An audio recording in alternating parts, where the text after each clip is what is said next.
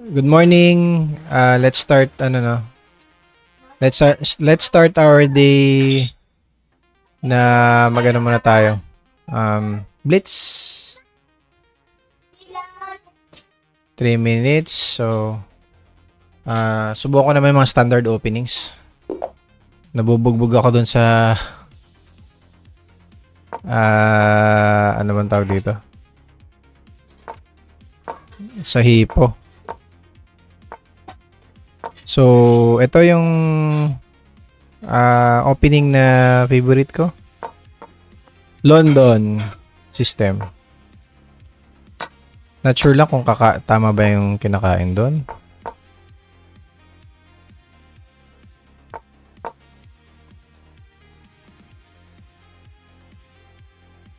So, hindi naman siguro ako worse sa opening dito, no? Kasi may bad bishop siya. Maganda yung bishop ko. Tapos, ayan dito. Walam. So, may principle na do not move your opening. Ay, do not move your opening. Do not move your piece twice in the opening. Ginalaw niya yun. Okay. So, double pawn siya. So, feeling ko, assessment ko is lamang tayo. Pero, tingnan natin. Bilugang chess. Ay, sorry. Bilugang chess. At, hindi ko alam kung tama ba yung ginawa ko.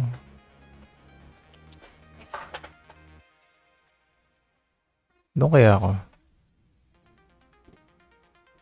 Atake ako dito sa pawn.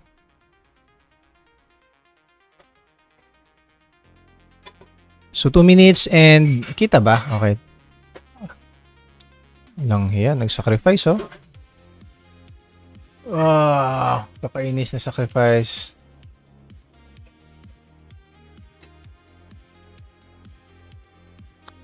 Kapainis yung sacrifice yun na yan. Okay, bawi na lang tayo dito.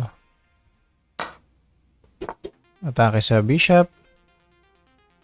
Di pa naman huli ang lahat.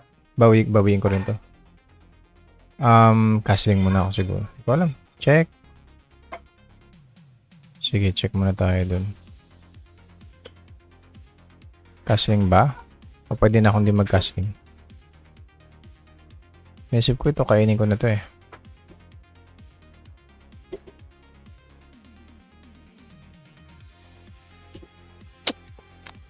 Castling muna tayo bago ang lahat. Mamaya na tayo mag-isip ng mga atake. Maubos ang oras. Okay, check. Okay, itong annoying na bishop. Di pa naman niya magalaw yung bishop niya doon, ano? Alright. Feeling ko advantage tayo. May threat ako dito sa knight niya.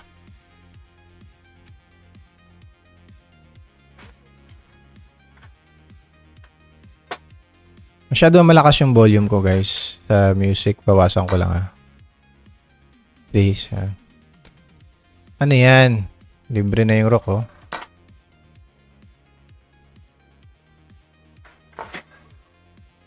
Di-exchange ko na lahat. Pero ayokong exchange kasi ito, maganda yung bishop, eh.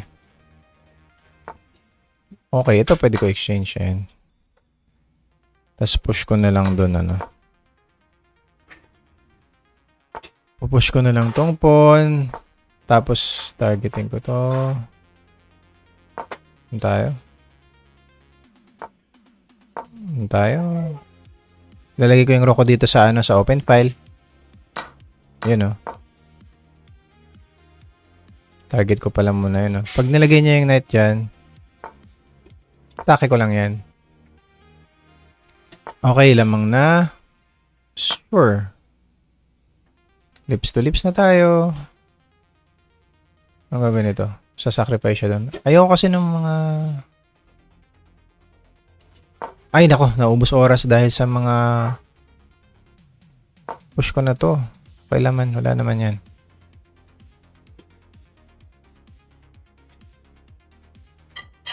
So, meron din kasabihan, Pass pawns. Pass pawns must be push. So, may pass pawn ka.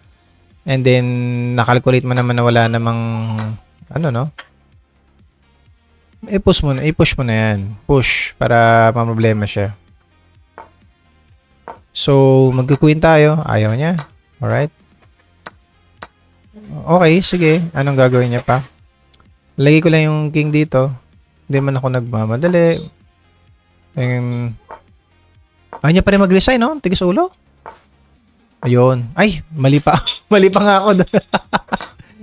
Dali na sana yung bishop. Ubusin ko lang muna yung pawn. So, okay lang. Chill lang. Ubusin lang yung pawns. Ayan. Para wala na siyang, ano, no? Ay. Tapos, i-queen ko na to. Parang niya doon. Ang plano niya is, baka daw sakaling magkamali ako sa, ano, no? Sa ma-stalemate. Yan ang plano niya. Dito lang tayo, tapos push tayo doon. Gawin lang natin ng queen. Posible na yan, di ba? Kahit rook lang eh. So, pero naka-auto queen yata yung ano ko. Kailangan niya na mag-resign yan. Okay, thanks. Salamat. Bye.